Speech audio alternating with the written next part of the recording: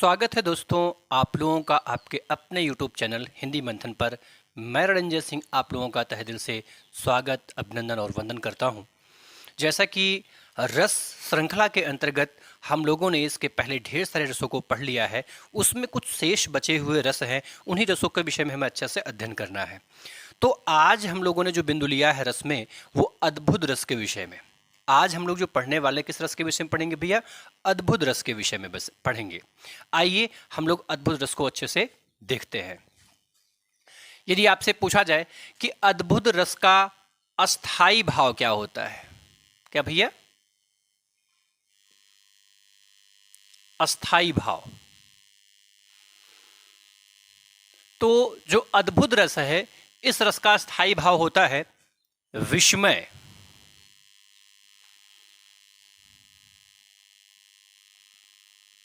विस्मय,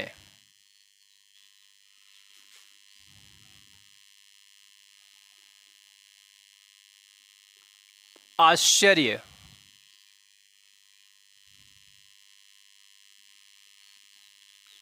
अचरज। विस्मय, आश्चर्य, अचरज,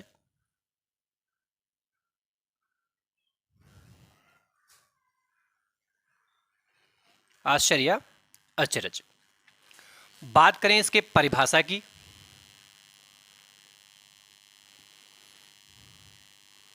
तो जैसा हम लोगों ने इसके पहले ढेर सारी परिभाषाओं का निर्माण किया, ठीक वैसे ही इसकी परिभाषा का भी निर्माण करेंगे। देखिए, जितनी भी परिभाषाएं होती, परिभाषा के निर्माण की प्रक्रिया में मैंने आपको बताया था कि जब विभाव, अनुभव एवं व्यभिचारी भाव किसी भी अस्थायी भाव से मिलते हैं, तो जिस अस्थायी भाव से वो मिलेगा उसी रस की निष्पत्ति हो जाएगी। तो ठीक वैसे ही हम इसका भी बनाएंगे। जब विभाव, अनुभाव, अनुभाव एवं व्यभिचारी भाव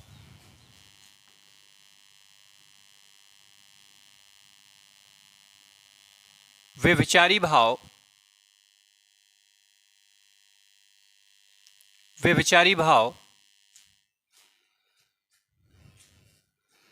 विस्मय नामक अस्थाई भाव से मिलता है।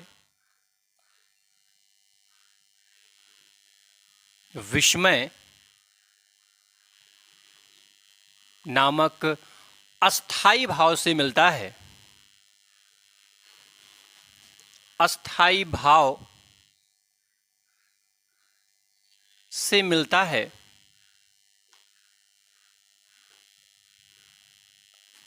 मिलता है तो अद्भुत रस की निष्पत्ति होती है। अद्भुत रस की निष्पत्ति होती है। निष्पत्ति होती है। बात समझ रहे हैं भैया? देखिए, जितनी भी परिभाषाओं को आपको निर्माण करना है, तो इसमें आपको अस्थाई भाव में परिवर्तन करना होता है और उसी के साथ साथ रस के नाम में परिवर्तन करना होता है। ऊपर की वही चीजें होती है। जब विभाव, अनुभाव एवं व्यभिचारी भाव विस्मय नामक अस्थाई भाव से मिलते हैं, विस्मय नामक अस्थाई भाव से मिलते हैं, तो किस रस की निष्पत्ति होती है? तो अद्भुत रस की निष्पत्ति होती है। और अगर यही रति नामक अस्थाई भाव से मिलेंगे तो श्रृंगार रस की निष्पत्ति होगी। ठीक है? अगर यही भय नामक अस्थाई भाव से मिलेंगे तो भयानक रस की निष्पत्ति होगी। अगर यही हास नामक अस्थाई भाव से मिलेंगे तो हास रस की निष्पत्ति होगी। यही देव विषयक रति अस्थाई भाव से अगर मिलेगा तो यहां पर भक्त रस की निष्पत्ति होगी। अगर वात्सलता नमक अस्थाई भाव से मिलेगा तो वात्सल रस की निष्पत्ति होगी। अर्थात परिवर्तन के जो स्थान हैं, तो यहां पर आप जिस भी रस की परिभाषा का निर्माण करने वाले हों उस रस के अस्थाई भाव को लिखेंगे और यहां उस रस का नाम लिख देंगे। बात समझ में आ रही? दोनों परिवर्तन, अगर ये दो परिवर्तन आप करते हैं तो 11 की 11 परिभाषाओं का निर्माण कर सकते हैं। आप रटिए मत, आप मूल तथ्य को समझने की कोशिश करिए कि हम किसी भी परिभाषा का निर्माण करते कैसे हैं। परिभाषाएं मैंने आपको पहले भी बता दिया, जब मैं आपको व्याकरण पढ़ा रहा था ऑफलाइन कक्षाओं के अंतर्गत, तो मैंने वहां पर भी आपको बताया था परिभाषाएं केवल व्यक्ति के मन को संतुष्टि प्रदान करती है, वो कभी भी परीक्षा के प्रश्नों को सॉल्व करने में विशेष मदद नहीं कर पाती हैं। इसलिए परिभाषाओं को बनाया जाता है, परिभाषाओं को रटा नहीं जाता है। ठीक है, अब आप ये दो परिवर्तनों के साथ साथ 11 के 11 रसों की परिभाषाओं का निर्माण कर सकते हैं। यहां तक की बात समझ में आ गई? ठीक है, अस्थाई भाव भी समझ में आ गया। अब हम लोग पहचान देखेंगे। क्या भैया? पहचान कि आखिर काव्यगत पंक्ति के अंतर्गत कौन कौन सी चीजें हमें दिखें तो हम अद्भुत रस कहेंगे। तो ध्यान रहिए, प्रकट होने की बात, प्रकट होने की बात, गायब होने की बात, गायब होने की बात,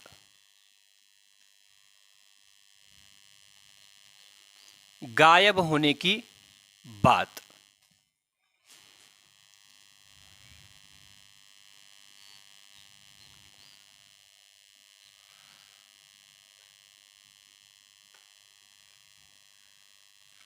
आश्चर्य की बात, अचरज की बात,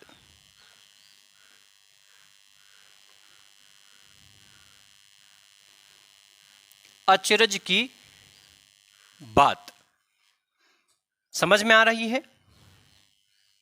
बात समझ पा रहे हैं आप मेरी? ये सारी चीजें दिखें तो आप मानना कि इसमें क्या हो रहा है भैया, तो इसमें आपका हो रहा है अद्भुत रस। उत्सुकता,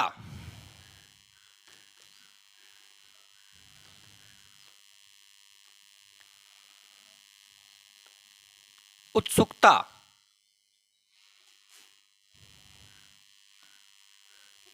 या भ्रम की बात,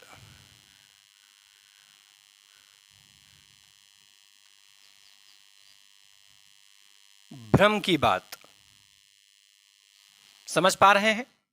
यदि काव्यगत पंक्ति के अंतर्गत किसी के प्रकट होने की बात हो जाए, किसी के गायब होने की बात हो जाए, अब बताइए, आप कल्पना करिए कोई भी व्यक्ति, जैसे आप एकदम खड़े हैं, एकदम से कोई व्यक्ति प्रकट हो जाए तो आपको आश्चर्य होगा कि नहीं आश्चर्य होगा? अरे भाई, कोई व्यक्ति ऐसे कैसे प्रकट हो गया? और एकदम से आपके बीच में आपका मित्र बैठा हो, एकदम से आपका मित्र गायब हो जाए, तो आश्चर्य होगा कि नहीं होगा? होगा ना आश्चर्य। ठीक वैसे ही अगर आश्चर्य, किसी भी बात पर आपको आश्चर्य हो रहा है, या कोई भी बात आपको एकदम अद्भुत सी लग रही है, एकदम अलग सी लग रही है, या किसी भी बात को जानने की आपके मन में ढेर सारी उत्सुकता हो रही है, या किसी भी तथ्य पर आप आसानी से यकीन नहीं कर पा रहे हैं, भ्रम की स्थिति उत्पन्न हो रही है, तो ऐसी जगहों पर जो रस उत्पन्न होता है, वो रस कौन सा उत्पन्न होता है भैया? अद्भुत रस उत्पन्न होता है।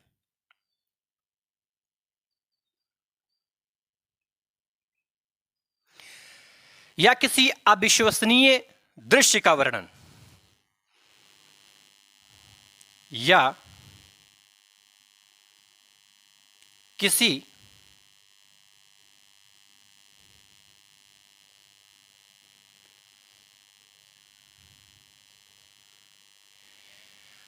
अविश्वसनीय दृश्य का वर्णन,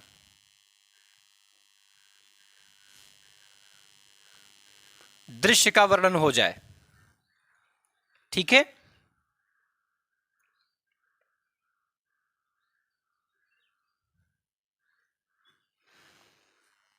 या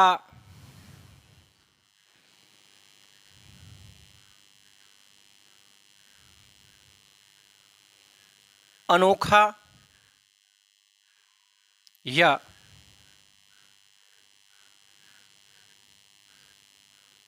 विचित्र बात का होना, ये सारी की सारी स्थितियां संकेत किसे करती हैं भैया? अद्भुत रस को संकेत करती है। ध्यान से समझेंगे आप। यदि आपसे पूछे कि अद्भुत रस का स्थायी भाव क्या है, तो अद्भुत रस का स्थायी भाव विस्मय, आश्चर्य या फिर अचरज होता है। परिभाषा की बात करें तो जब विभाव, अनुभाव एवं व्यभिचारी भाव विस्मय नामक स्थायी भाव से मिलते हैं तो अद्भुत रस की निष्पत्ति होती है। किसकी निष्पत्ति होती है भैया? अद्भुत रस की निष्पत्ति होती है। यदि काव्यगत पंक्ति के अंतर्गत किसी के प्रकट होने की बात, जैसे पंक्ति आपने सुना होगा, भय प्रकट कृपाला दीन दयाला कौशल्या हितकारी हर्षित महतारी मुनि मनहारी अद्भुत रूप अनूप। अब यहां पे आप समझ पा रहे, भय प्रकट कृपाला, मर्यादा पुरुषोत्तम भगवान श्री राम किसी मां के गर्भ से जने नहीं थे, वरन उनका अवतरण हुआ था, वो प्रकट हुए थे। अब कल्पना करो, यदि एकदम से कोई बालक प्रकट हो जाए तो यह आश्चर्य की बात होगी कि नहीं होगी? होगी ना। और वहां पर प्रकट शब्द भी आ गया।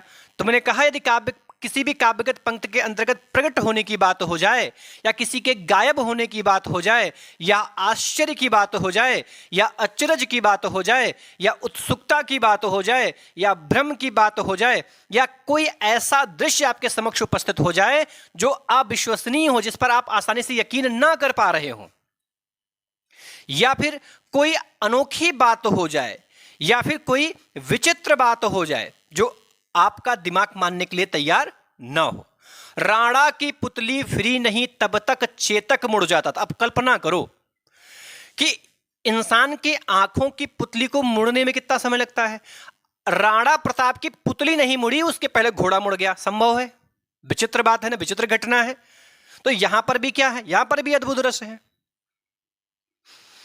ऐसे समस्त दृश्य या ऐसे समस्त बातें जो आसानी से हमारा दिमाग एक्सेप्ट करने को तैयार ना हो, मानने को तैयार ना हो, अगर ऐसा किसी काव्यगत पंक्ति के अंतर्गत चित्रित होता है तो यह बताना कि वहां पर कौन सा रस हो रहा भैया? तो वहां पर अद्भुत रस हो रहा है। बात समझ में आई? मेरी बात समझ में आ रही है? यह पहचान आपके दिमाग में जरूर चलनी चाहिए। यदि पहचान आपके दिमाग में है तो बड़ी सुगमता पूर्वक आप समझ सकते हैं। ठीक है, आगे आप इसका पहले यहां तक की बात समझ में आ गई तो आप इसका एक स्क्रीनशॉट लीजिए और फिर मैं आगे की चीजों की चर्चा आपसे करता हूं। आगे हम लोग देखेंगे उदाहरण।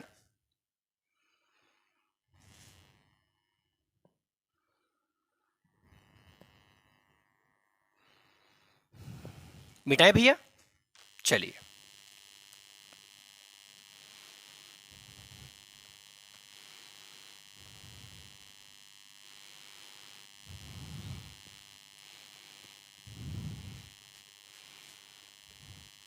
यदि कहीं पर किसी भी प्रकार का कोई भी संदेह उत्पन्न होता है तो संदेह की स्थिति में आप अपने उस संदेह को, अपने उस प्रश्न को कमेंट बॉक्स में जरूर रखिए।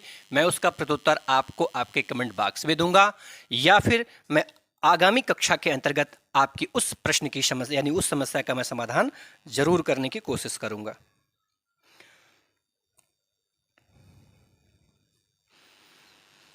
उदाहरण, देख यशोदा शिशु के मुख में। उदाहरण लिख लेते हैं पहले।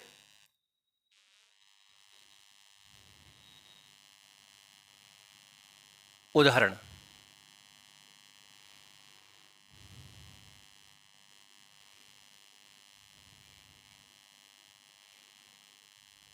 देख यशोदा शिशु के मुख में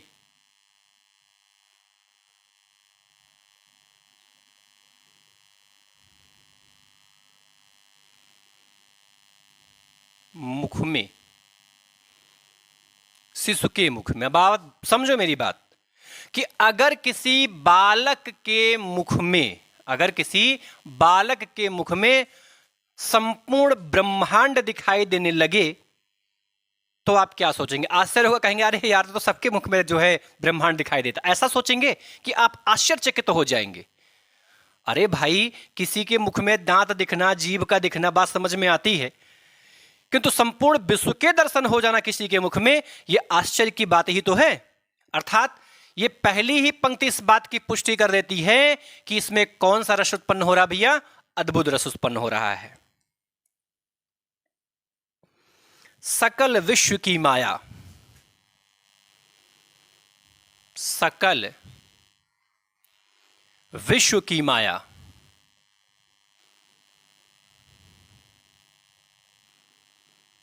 सकल विश्व की माया, क्षण भर को वह बनी अचेतन, क्षण भर को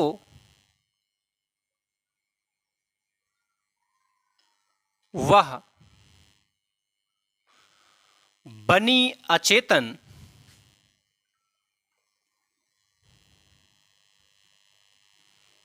हिल न सकी कोमल काया।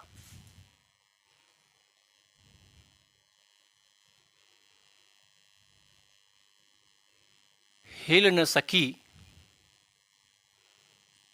कोमल काया।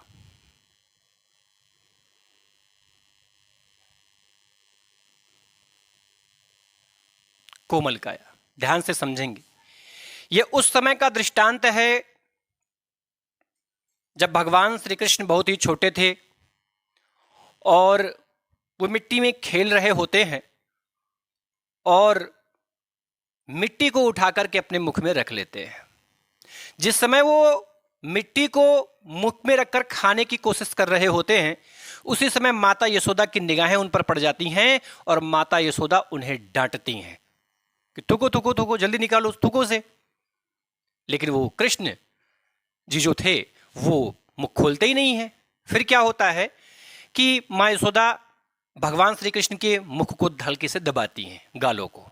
जब गालों को दबाती हैं तो उनका मुख खुल सा जाता है, और जब मुख खुलता है और मुख के अंदर वो क्या देखती हैं? सकल संपूर्ण विश्व की माया देखती हैं। सारा संसार दिखाई पड़ता है, और जब सारा संसार दिखाई पड़ता है तो उनकी स्थिति क्या होती है कि क्षण भर को वह बनी अचेतन, वो एकदम अवाक रह जाती हैं, स्तब्ध रह जाती है। उनकी समझ में नहीं आता कि वो देख क्या रही हैं। और जब भगवान श्री कृष्ण ने देखा कि माता इस समय घबरा रही हैं, कि भगवान श्री कृष्ण तो देव पुरुष थे, उन्होंने अपनी माता की स्थिति को देखा, तुरंत अपना मुखमंडल बंद कर लिया, अपने मुख को बंद कर लिया। आगे, हिल न सकी कोमल काया, और जिसके प्रभाव से कुछ समय के लिए मां यशोदा की जो कोमल काया थी वो एक क्षण के लिए हिल भी ना सकी, एकदम स्थिर हो गई। आपको पता है जब कोई एकदम आश्चर्यचकित घटनाएं घटित होती है, एकदम से इंसान ऐसे चौंक सा नहीं जाता है, अरे ये क्या हो गया, और एकदम से, तो वो वही स्थिति हो गई थी कि देख यशोदा शिशु के मुख में सकल विश्व की माया, क्षण भर को वह बनी अचेतन, हिल न सकी कोमल काया। कहने का अभिप्राय कि माता यशोदा ने भगवान श्री कृष्ण के मुख में, अपने पुत्र भगवान श्री कृष्ण के मुख में जब संपूर्ण ब्रह्मांड को एक साथ देख लिया, तो ऐसी स्थिति को देख करके एक भी क्षण के लिए उनका जो शरीर था वो एकदम अचेतन हो गया, जैसे उसमें कोई प्राण ही ना हो, और हिल ना सकी कोमल काया, और उनका जो कोमल शरीर था वो एक क्षण के लिए हिल भी ना पाए, एकदम स्थिर रह गया, स्तब्ध सी रह गई वो। तो यहां पर आश्चर्यजनक घटनाओं का वर्णन हो रहा है, इसलिए इसमें रस कौन सा हो जाएगा? तो इसमें अद्भुत रस हो जाएगा। ठीक है, क्योंकि यहां पर जो स्थितियां देख रहे हैं आप, ये यहां पर अचेतन, ठीक है, अचेत सा हो जाना है ना, और संपूर्ण विश्व को किसी के मुखमंडल में देख लेने की बात हो रही है। तो ये आश्चर्यजनक घटना है ना भाई, किसी के मुख में आप विश्व कैसे देख सकते हैं? संभव है ये चीजें? नहीं संभव है, लेकिन देखा आपने तो ऐसी स्थितियां उत्पन्न हुई। यहां पर आश्चर्यजनक घटनाओं का वर्णन है, इसलिए यहां पर कौन सा रस माना जाएगा भैया? अद्भुत रस माना जाएगा। बात समझ में आई? अगर बात करें हम कि इसमें आश्रय कौन है, आश्रय का मतलब कि ये अद्भुत रस किसके हृदय में उत्पन्न हुआ? तो यशोदा जी के, है ना। और इसका विषय कौन है, किसके कारण ये उत्पन्न हुआ? तो जाहिर सी बात है कृष्ण जी के कारण। ठीक है, कृष्ण जी के कारण, है ना। इसमें अस्थाई भाव तो स्पष्ट है, विस्मय है। रस कौन सा है? अद्भुत है। बात समझ में आ रही ना? चलिए आप इसका भी स्क्रीनशॉट लें, आगे की चीजों को समझते हैं हम लोग।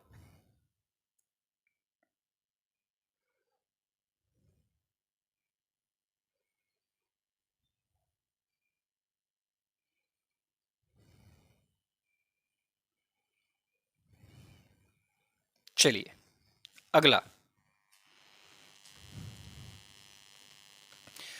भय प्रकट कृपाला दीन दयाला कौशल्या हितकारी। भय प्रकट कृपाला लिखेंगे हम, भय प्रकट कृपाला दीन दयाला। भय प्रकट कृपाला दीन दयाला कौशल्या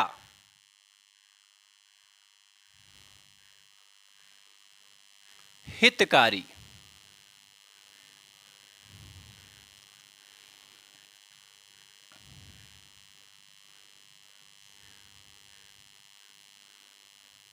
कौशल्या हितकारी।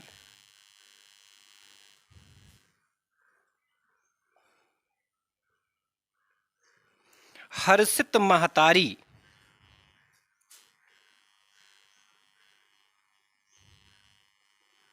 हर्षित महतारी मुनि मनहारी।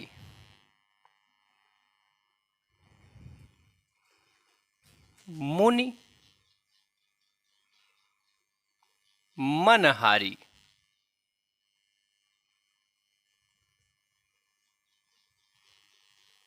मुनि मन हारी।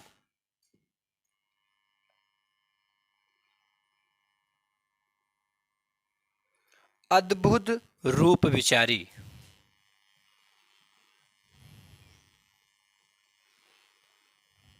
अद्भुत रूप विचारी। समझ पा रहे हैं आप मेरी बात? तो अब यहां पर दो शब्द आपको दिख रहे हैं, एक तो प्रकट होने की बात हो रही है और दूसरे अद्भुत शब्द स्वयं ही आ गया है ना। तो यहां पर ये दोनों ही शब्द इस बात की पुष्टि कर देते हैं कि इसमें अद्भुत रस है। अर्थ को भी समझ लेते हैं। भय प्रकट कृपाला दीन दयाला कौशल्या हितकारी, अर्थात मर्यादा पुरुषोत्तम भगवान श्री राम जब कौशल्या जी के गर्भ से प्रकट होते हैं, जो लोगों के कष्टों को दूर करने वाले हैं, और जब कौशल्या जी भगवान श्री राम के बाल स्वरूप को देखती हैं तो हर्षित महतारी वो कौशल्या जी प्रसन्नचित हो जाती हैं, खुश हो जाती हैं। मुनि मनहारी, वो मनुष्य तो क्या, मुनि ऋषि मुनि जिनको कोई भी मोह माया रहता ही नहीं है, वो उन मुनियों के भी मन को हरण करने वाले हैं। अद्भुत रूप विचारी, और उनका जो रूप है वो अत्यंत शोभायमान है। तो यहां पर भी प्रकट शब्द दिया गया है, अद्भुत शब्द दिया गया है। इन शब्दों के आधार पर भले ही आपको इसका अर्थ ना पता हो, लेकिन बड़ी सुगमता पूर्वक आप पहचान सकते हैं कि आप किस रस का उदाहरण है। तो भैया अद्भुत रस का उदाहरण है। किसका? अद्भुत रस का उदाहरण। बात समझ में आ गई? तो चलिए आप इसका भी स्क्रीनशॉट लें। आगे हम लोग अगले उदाहरण की तरफ देखते हैं। ले लिया स्क्रीनशॉट आपने?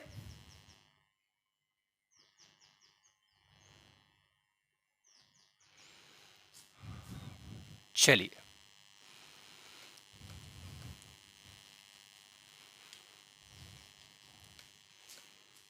अगला उदाहरण।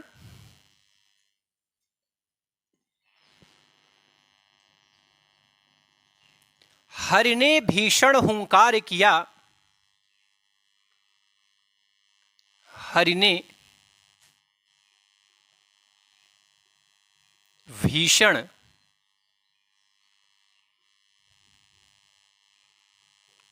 हुंकार किया।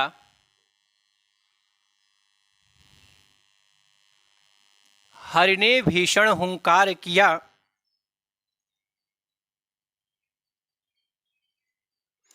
अपना स्वरूप विस्तार किया। अपना स्वरूप विस्तार किया।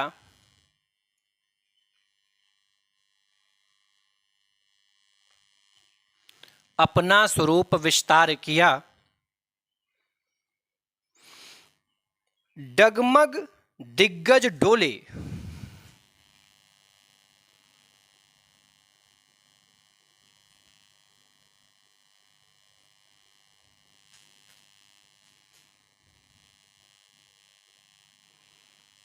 दिग्गज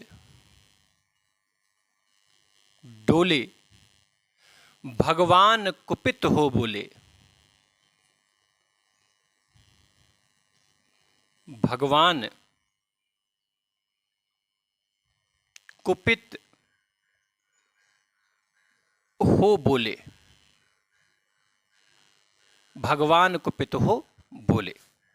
आपको ये भी खूब अच्छे से पता है कि ये उस समय का दृष्टांत है जब भगवान श्री कृष्ण को शिशुपाल बहुत सी गालियां देता है और शिशुपाल को भगवान श्री कृष्ण ने ही, शिशुपाल की माता जी को उन्होंने ये वचन दिया था कि मैं शिशुपाल की 100 गलतियां माफ करूंगा, किंतु 100 गलतियों के बाद यदि कोई वो गलती करेगा तो मैं उसका वध कर दूंगा। ये उसी समय का दृष्टांत है। और शिशुपाल गालियां देता चला जाता है और गालियों की संख्या जब 100 से पार होती है तब की स्थिति बताया गया है कि हरि ने भीषण हुंकार किया। तब भगवान श्री कृष्ण ने बहुत जबरदस्त गर्जना की, अपना स्वरूप विस्तार किया और अपने विशाल स्वरूप को दिखा दिया, अपने वास्तविक स्वरूप को दिखा दिया, अपनी अलौकिक सत्ता से लोगों को प्रभावित कर दिया, बता दिया कि मैं कौन हूं, मैं ही आदि हूं और मैं ही अंत हूं, मैं ही मैं हूं और तुम भी मैं ही हो। अर्थात ये संपूर्ण संसार मुझसे ही शुरू होता है और मुझ में ही समाप्त होता है।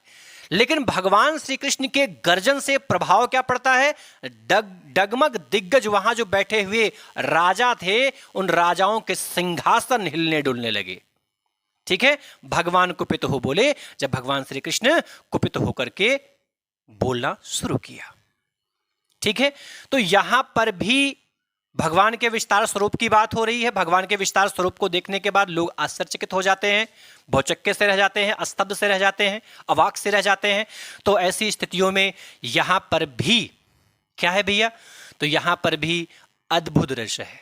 कौन सा रस भैया? अद्भुत रस है। बात समझ में आ गई आपके? तो आज की क्लास को मैं यहीं पर स्थगित करता हूं। इसके आगे की चीज़ों की चर्चा मैं अगली क्लास में करूंगा। जाने से पहले आपसे निवेदन करता हूं कि प्लीज़ इस चैनल को लाइक, सब्सक्राइब और कमेंट करें। इस वीडियो को भी लाइक करें और इस पर कमेंट करें और ज़्यादा से ज़्यादा लोगों के पास में इसे शेयर करें। आप जो कमेंट करते हैं उससे हमें बहुत ज़्यादा प्रोत्साहन मिलता है। मैं और भी बेहतर तरीके से कार्य करने के लिए उत्सुक हो जाता हूँ। तो इसलिए आप कमेंट करना ना भूलें। बस इन्हीं बातों के साथ मैं अपनी वाणी को विराम देता हूँ। धन्यवाद।